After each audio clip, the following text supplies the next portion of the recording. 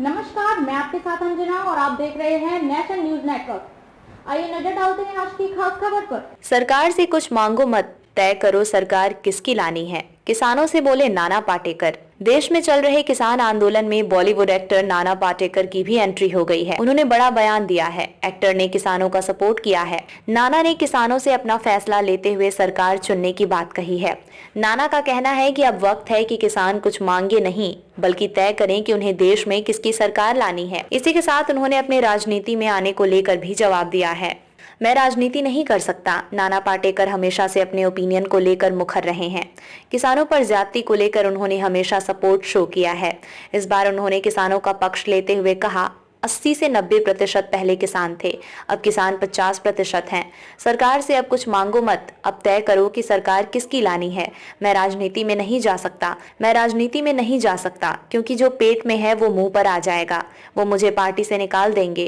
पार्टियां बदलते बदलते 1 महीने के अंदर सारी पार्टियां खत्म हो जाएंगी।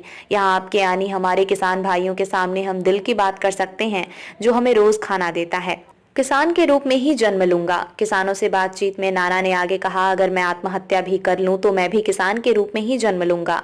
किसान कभी ये नहीं कहेगा कि मैं किसान के रूप में जन्म नहीं लेना चाहता हूं। हम जानवरों की भाषा जानते हैं। क्या तुम्हें समय रहते किसानों की भाषा नहीं बोलनी आती? क्या तुम्हें समय रहते किसानों की भाषा नहीं बोलनी आती? किसानों के समर्थक नाना। बता दें, नाना हमेशा ही किसानों के सपोर्ट में बोलते आए हैं। वो खुद को किसानों का बड़ा हितैषी बताते हैं। नाना ने पहले भी किसानों के द्वारा लगातार की जा रही आत्महत्या पर अफसोस जताया था।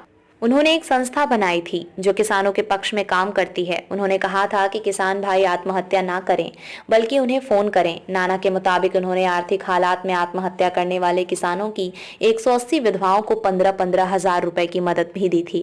वर्क फ्रंट की बात करें तो नाना पाटेकर आखिरी बार द वैक्सीन वॉर में नजर आए थे। विवेक अग्निहोत्री के डायरेक्शन में बनी इस फिल्म में उनके साथ पल्लवी जोशी, रायमा सेन और अनुपम खेर भी थे। वहीं नाना जल्द ही लाल बत्ती से OTT डेब्यू करने वाले हैं। किसानों ने अपने दिल्ली चलो मार्च के लिए नया शेड्यूल जारी कर दिया है। किसान आंदोलन अपडेट। किसानों ने अपने दिल्ली चलो मार्च के लिए नया शेड्यूल जारी कर दिया है। किसान नेताओं ने देश भर के किसानों से 6 मार्च को दिल्ली पहुंचने की अपील की है। किसान नेताओं ने 10 मार्च को ट्रेन रोको आंदोलन का भी ऐलान किया है। साथ ही कहा कि सीमाओं पर किसानों की संख्या और बढ़ाई जाएगी। यहाँ आपके यानी हमारे किसान भाइयों के सामने हम दिल की बात कर सकते हैं, जो हमें रोज खाना देता है। किसान के रूप में ही जन्म लूंगा। किसानों से बातचीत में नाना ने आगे कहा, अगर मैं आत्महत्या भी कर लूं तो मैं भी किसान के रूप में ही जन्म लूंगा।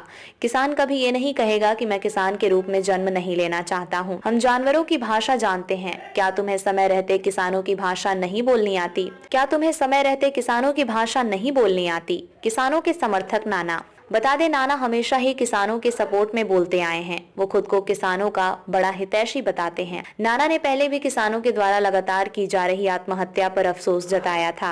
उन्होंने एक संस्था बनाई थी जो किसानों के पक्ष में काम करती है। उन्होंने कहा था कि किसान भाई आत्महत्या ना करें बल्कि उन्हें फोन करें। नाना के मुताबिक उन्होंने आर्थिक हालात में आत्महत्या करने वाले किसानों की 180 विधवाओं को 15-15 हजार रुपए की मदद भी दी थी। खबरों में अब तक के लिए बस इतना ही। फिर होगी आपसे मुलाकात ऐसे एक खास खबर के साथ। तब तक के लिए नमस्कार और देखते रहिए नेशनल न्यूज नेटवर्क।